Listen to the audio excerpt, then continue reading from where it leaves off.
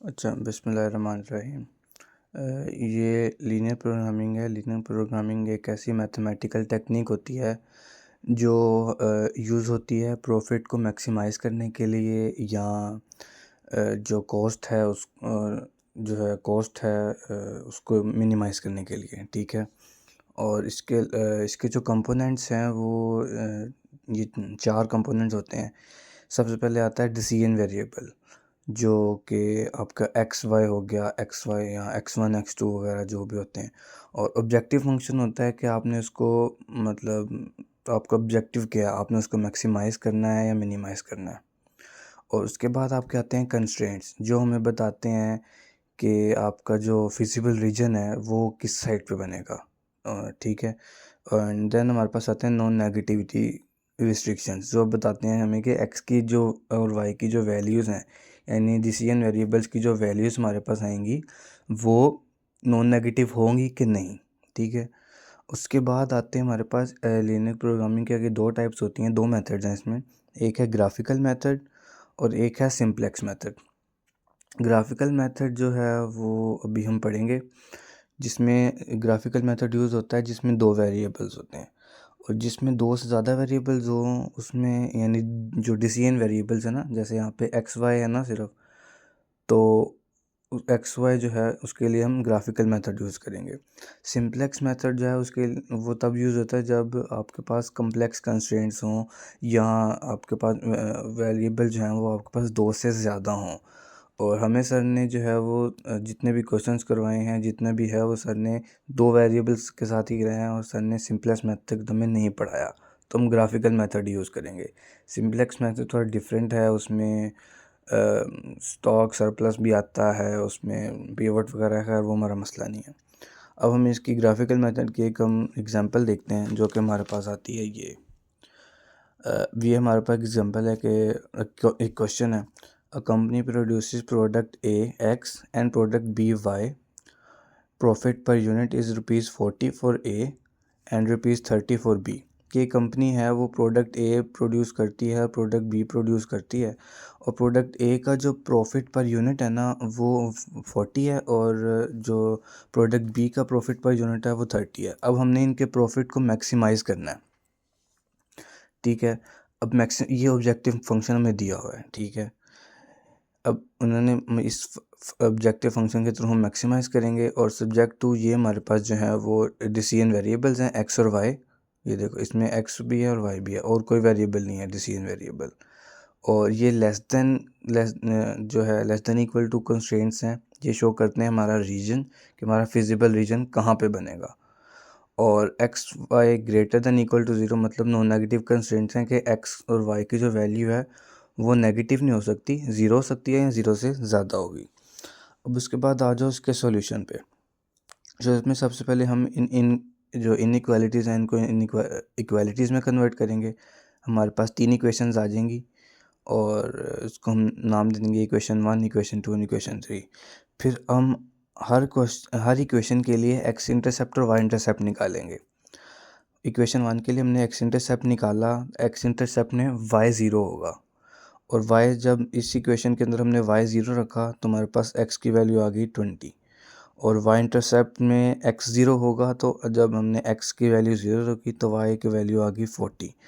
तो हम एक्स की वैल्यू को 20 ज़ीरो लिख लेंगे, क्योंकि एक्स और वाई में लिखी जाती है। और जो वाई के कोऑर्डिनेट्स होंगे इसके वाई इंटरसेप्ट के, वो होंगे 0 और 40, यानी एक्स की हमने वैल्यू 0 पुट की थी और वाई में हमारे पास 40 आया। Similar for equation 2, x intercept निकाला, वाई इंटरसेप्ट निकाला, जो कि 50 ज़ीरो आ रहा था और 0 25 आ रहा था। और उसके बाद इक्वेशन 3 के लिए जो है वो हमने एक्स इंटरसेप्ट और वाई इंटरसेप्ट निकाला है, हमारे पास 30 ज़ीरो 0 30 आ गया। अब ये 3 हमारे पास इक्वेशंस के इंटरसेप्ट्स आ गए हैं। अब हमने इनका ग्राफ बनाना है। अब ये सबसे पहला जो पिछला पॉइंट था हमारा, इक्वेशन 1 का इंटरसेप्ट क्या है 20 ज़ीरो और 0 40। तो इसका जब हम प्लॉट करेंगे तो ये हमारे पास आएगा 20 ज़ीरो, और ये हमारे पास आएगा 0 40। तो ये फर्स्ट लाइन हम इस तरह ड्रॉ कर लेंगे। और सेकंड लाइन जो हमारे पास थी वो थी 50 ज़ीरो और 0 25। तो हम ये इस तरह ड्रॉ कर लेंगे लाइन। और जो लाइन नंबर 3 है वो हमारे पास 30 की थी, तो एक्स पे भी 30 और वाई 0 था, और वाई पे भी 30 और एक्स 0 था। तो ये हमारे पास 3 इक्वेशन हमने ड्रॉ कर ली। अब यहाँ पे इसके बाद हमने देखना है ये जो हमारे पास इक्वेशन कंस्ट्रेंट दिया हुआ है ना, लेस देन इक्वल टू, इसका मतलब है कि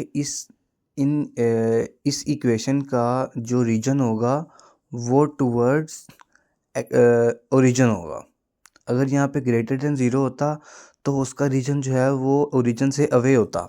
यानी सपोज करें ये जो लाइन 1 है, ये हमारी लाइन 1 ये है, ये वाली लाइन 1, ये लाइन 1 का अगर हमें उन्होंने वहाँ पे लेस देन इक्वल टू है ना, तो इसका मतलब है इसका जो रीजन है वो इसका जो फिजिबल रीजन है वो टूवर्ड्स ओरिजिन बनता है, यानी टूवर्ड्स ओरिजिन इस तरह बनेगा, इस तरह। ठीक है, तो अगर यहाँ पे ग्रेटर देन इक्वल टू दिया होता वहाँ पे, तो इसका मतलब था कि इसका जो रीजन है वो ऊपर वाला बनना था, इससे ऊपर वाला, इस लाइन से ऊपर वाला रीजन कहीं भी। ठीक है, तो अभी खैर हमें इन्होंने लेस देन इक्वल टू दिया हुआ है, तो इस लाइन का जो है वो लेस देन इक्वल टू बनेगा, यानी टुवर्ड्स ओरिजिन है, टुवर्ड्स ओरिजिन इसका रीजन बनेगा। तो इस तरह अगर अब यहाँ पे जो है वो बाकी इक्वेशंस का हम निकाल लेंगे रीजन। तो हमारे पास जो तीनों हमने ऐसा फिजिबल रीजन, हमारा वो रीजन होगा, हमने फिजिबल रीजन निकालना है जिसमें हमारा सॉल्यूशन एग्जिस्ट करता है। तो हमने वो सॉल्यूशन इस तरह निकालेंगे, ऐसा हमने रीजन निकालना है कि तीनों जो लाइंस हैं ना उनका वो कंबाइंड रीजन हो। ठीक है, अब ये देखें, ये जो लाइन है इसको आप इस तरफ अगर इसका रीजन देखते हैं तो इसका रीजन ये ट्रायंगल बनती है। ठीक है, और लाइन 2 का देखें आप, लाइन 2 का रीजन ये बनते हैं, का रीजन जो है वो ये बनता है, और लाइन 3 का रीजन ये बनता है। तो इन तीनों का मिला के जो रीजन है कंबाइंड रीजन, वो सिर्फ ये है, ये वाला जो हमने यहाँ पे शेड भी किया हुआ है। अब जितना आप एक्स की वैल्यूज़ को ज़्यादा लिखेंगे ना, यानी जितना आप उनके जो हैं वो फासला कम रखेंगे, मैंने यहाँ पे 10 के डिस्टेंस से ग्राफ बनाया था, तो इस तरह लग रहा था यहाँ पे कि ये तीनों लाइन इकट्ठी जो है वो इकट्ठी मिल रही हैं। तो अब लेकिन ऐसा नहीं है। अब अगर मैंने 5-5 के डिस्टेंस से जब ग्राफ बनाया तो यहाँ पे आपको पता चल रहा होगा कि स्केल से लाइन लगी हैं, और यहाँ पे आपको पता चल रहा होगा कि ये जो 3 लाइन नहीं, 2 लाइन्स इंटरसेक्ट कर रही हैं इस पॉइंट पे। अब ये रीजन हमारे पास आ गया। अब हमने इस रीजन के, इसका मतलब है हमारा जो सॉल्यूशन है वो इस रीजन के अंदर एग्जिस्ट करता है, ये फिजिबल रीजन है हमारा। ठीक है, अब हमने इस रीजन के कॉर्नर पॉइंट्स निकालने हैं। एक हमारे पास कॉर्नर पॉइंट्स ए है जो कि हमारा ओरिजिन है, उसके बाद बी है जो हमने निकाला हुआ है, हमारे पास हमें पता है 20 और 0 जो कि लाइन 1 का एक एक्स इंटरसेप्ट था। उसके बाद उन्होंने हमें ये हमारा एक पॉइंट बनता है डी जो कि वाई इंटरसेप्ट था लाइन 2 का, और ये बनता है 0.25। और एक हमारे पास पॉइंट बनता है ये हमें नहीं पता, तो ये हम अभी निकालेंगे। ठीक है, तो जितना आप ये डिस्टेंस कम रख के ग्राफ बनाएंगे ना, क्योंकि पेपर में आपके पास पेज काफ़ी होगा तो आप आराम से इजीली बना सकते हैं, और स्केल यूज़ करना है आपने ताकि आपका ग्राफ ज़्यादा सही बने और आपको लाइंस की समझ आ सके। तो ये हमारा रीजन बना, और ये हमारे जो 4 हमारे कॉर्नर पॉइंट्स आ गए हैं। अब हमें 3 की वैल्यूज़ पता है, एक की हमें वैल्यू नहीं पता। ठीक है, अब हमने क्या किया, हमने सी पॉइंट का देखा। अब ये जो सी पॉइंट है, ये सी पॉइंट किन 2 लाइंस के दरमियान इंटरसेक्ट कर रहा है। एक लाइन ये आ गई हमारी जो कि L1 है, दूसरी लाइन हमारी ये वाली आ गई जो कि हमारे पास L2 है। तो हम L1 L2 को सॉल्व करेंगे, यानी कि हमारी जो इक्वेशन 1 थी, लाइन 1 थी ये, और जो लाइन 2 थी ये, इनको हम साइमल्टेनियसली सॉल्व करेंगे, और यहाँ से हम x और y की वैल्यूज़ निकालेंगे जो कि हमारी c की वैल्यूज़ होंगी, c की।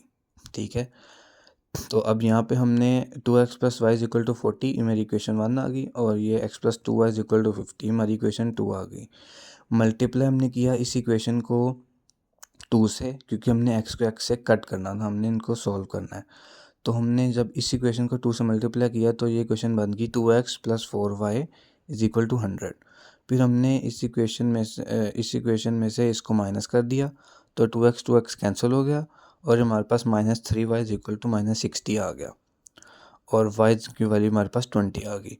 फिर इस y की वैल्यू को हमने इस इक्वेशन के अंदर जब पुट किया तो हमारे पास x की वैल्यू 10 आ गई है। अब हमें पता चल चुका है कि हमारी जो सी कॉर्नर पॉइंट था इसकी वैल्यू बनती है 10 और 20। ठीक है, अब हमारे पास चारों कॉर्नर पॉइंट्स की वैल्यू है। ये हमारे पास कॉर्नर पॉइंट 4 के 4 आ गए हैं। अब हमने इन चारों कॉर्नर पॉइंट्स पे जो है वो ऑब्जेक्टिव फंक्शन को एवेल्युएट करना है, जो कि हमारा ऑब्जेक्टिव फंक्शन हमें एक दिया हुआ था ये वाला। अब ये ऑब्जेक्टिव फंक्शन जो था वो हमें गिवन था। अब हमने चारों कॉर्नर पॉइंट्स पे इसको एवेल्युएट करना है। अब ए वाला जो है ओरिजिन पे जो एक कॉर्नर पॉइंट है इसको जब हम एक्स इस इक्वेशन की तरह पुट करेंगे, अब ये 0 इस x की जगह जाएगा और ये 0 इस y की जगह जाएगा। तो हमारे पास 14 to 0 0 + 13 to 0 0 आता है। फिर हमने x की जगह 20 रखा b वाला कॉर्नर पॉइंट और y की जगह हमने 0 रखा, तो हमारे पास 800 आ गया। दैन हमने c कॉर्नर पॉइंट में जो है वो 40 में हमने 10 रखा, x की जगह हमने 10 रखा और y की जगह हमने 20 रखा, तो हमारे पास 1000 आ गया। Same as that for corner point D, तो x में हमने 0 रखा है और y में हमने 25 रखा है, तो हमारे पास 750 आ गया। अब चूँकि उसने पीछे कहा था कि आपने मैक्सिमाइज़ करना है, तो मैक्सिमाइज़ का मतलब है कि इन ऑब्जेक्टिव फंक्शन में वैल्यूज़ पुट करके ये जो आंसर हमारे पास आए हैं इसमें से जो मैक्सिमम है, मैक्सिमम वैल्यू है, जिस पॉइंट में मैक्सिमम वैल्यू आ रही है वो हमारा ऑप्टिमल सोल्यूशन है। अब हमारे पास इसमें मैक्सिमम वैल्यू किस पे आ रही है, 1000 है, वो किस पे है, सी पॉइंट पे 10 और 20 पे। इसका मतलब ये जो पॉइंट 10 और 20 था ये हमारा ऑप्टिमल सोल्यूशन है, यानी इस पॉइंट पे हमारा कंपनी का जो है सबसे ज़्यादा प्रॉफिट हो रहा है। अब उसने हमें क्या कहा था क्वेश्चन में कि आपने मैक्सिमाइज़ करना है इस क्वेश्चन को, उस प्रॉफिट को हमने मैक्सिमाइज़ करना है उसके, यानी अगर वो कंपनी एक्स के प्रोडक्ट ए के 10 यूनिट्स बनाएगी और प्रोडक्ट बी के 20 यूनिट्स बनाएगी तो उनको मैक्सिमम प्रॉफिट होगा। ठीक है, ये हमारे पास हमने रैंक पे लिखा हुआ है कि प्रॉफिट मैक्सिमाइज़ करने के लिए वो प्रोडक्ट ए के जो है वो 10 यूनिट्स बनाएगी और प्रोडक्ट बी के जो है वो 20 यूनिट्स बनाएगी, तो उनको मैक्सिमम प्रॉफिट होगा। ये हमारे पास आ गया मैक्सिमाइजेशन का। अब मिनिमाइजेशन में क्या है, मिनिमाइजेशन में हमने सिंपल मिनिमाइजेशन में क्या होता है कि हमने जो हमारे पास कॉर्नर पॉइंट्स आएंगे, कॉर्नर पॉइंट्स में से हमने मिनिमम वैल्यू ले लेनी है। ये जो मिनिमम वैल्यू जिस पॉइंट पे आ रही होगी वो हमारा ऑप्टिमल सॉल्यूशन होगा। और मिनिमाइजेशन में नॉर्मली जो है वो हमारे पास ये जो कंस्ट्रेंट्स हैं वो लेस देन नहीं दिए होते, वो ग्रेटर देन दिए होते हैं। इसका मतलब जो उनका रीजन बनता है वो रीजन हमारा टूवर्ड्स ओरिजिन नहीं बनता, ओरिजिन से ऊपर बनता है, यानी अवे फ्रॉम ओरिजिन बनता है। एक ये सपोज करें ये जो लाइन 1 लगी है, इस लाइन 1 का उन्होंने कहा था कि इसका जो ग्रेटर देन इक्वल टू, जैसे ये 2x + y ना, इन्होंने कहा था 2x + y greater than equal to 40, तो इसका रीजन बनता इससे, इस लाइन से ऊपर वाला सारा हिस्सा। ठीक है, तो फिर उसके हिसाब से हम देखते हैं कि जो हमारा फिजिबल रीजन कौन सा बनता है। तो ये मिनिमाइजेशन और मैक्सिमाइजेशन का टॉपिक हो गया हमारा।